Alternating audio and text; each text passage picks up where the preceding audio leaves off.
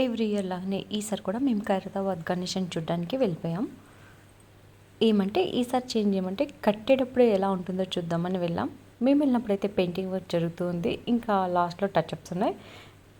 ఎంత బాగుంటుందంటే ఇక్కడ విగ్రహం నేను చూసిన వాటిలో ఇది చాలా బాగుండే విగ్రహం. ఇంత హైట్ ఉన్న విగ్రహాన్ని అయితే నేను ఎప్పుడూ చూడలేదు. ఇక్కడ ఒక్కటే చూస్తున్నాను ఇంత హైట్ పెట్టడం.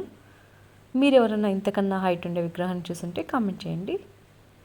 ఈ విగ్రహాన్ని అయితే ఇక్కడ ఉంచే తయారు చేసేస్తారు. మామూలుగా పెద్ద విగ్రహాలు కూడా కొన్ని అయితే బయట నుంచి తయారు చేసుకొని తెచ్చి మండపంలో పెడతారు కదా, అలా కాకుండా ఈ విగ్రహాన్ని అయితే ఇక్కడే తయారు చేసేస్తారు. హయగ్రీవ స్వామికి టచ్అప్స్ ఇస్తున్నారు. ఇంకా పైన గణేష్ దగ్గర కూడా కంకణము వాటికి కొన్ని టచ్అప్స్ ఉన్నాయి. మేము వెళ్ళినప్పుడైతే ఇంకా ఐ వర్క్ కూడా జరగలేదు. పాదాల పెయింటింగ్ ఉంది, వైట్ వేశారు, ఇంకా కలర్ వేయాలి. వీళ్ళకైతే భలే ఉంది కదా ముద్దుగా.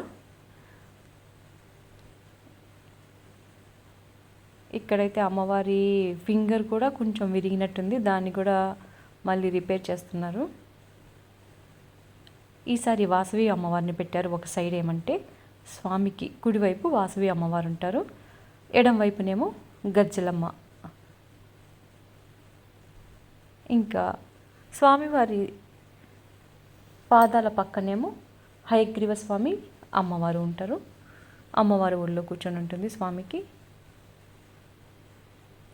ఎంత నీట్గా వేస్తారో ఏమో వీళ్ళు పెయింటింగ్, ఎంత బాగుంటుందో.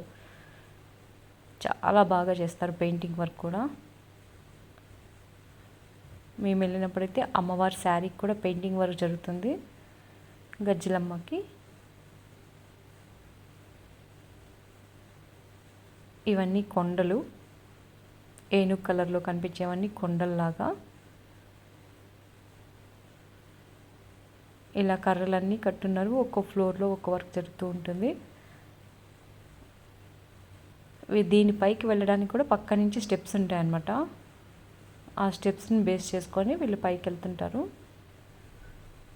చాలామంది వర్కర్స్ ఉన్నారు. లాస్ట్కి వచ్చేసింది కదా, వర్క్ స్పీడ్గా అయిపోవడానికి చాలామంది వర్క్ చేస్తున్నారు.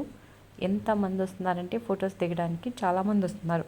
ఇది కంప్లీట్ కానీ ఎంతోమంది వస్తున్నారు. ఇంకా ఫుల్, ఇంకా గణేష వినాయక చవితి పండగ స్టార్ట్ అయిందంటే ఇంకా చాలా జనం వస్తుంటారు.